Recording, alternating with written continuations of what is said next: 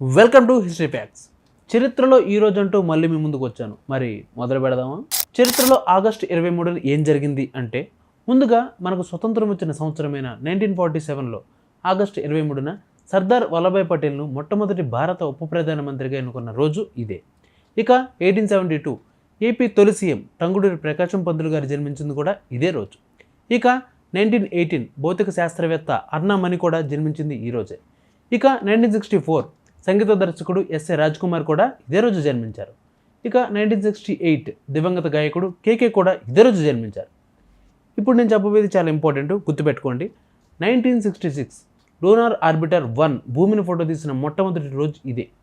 ఇక మన భారతదేశ పేరును ప్రపంచవ్యాప్తంగా వినబడేలా చేసిన మహిళ ది గ్రేట్ స్విమ్మర్ ఆర్తి సహా.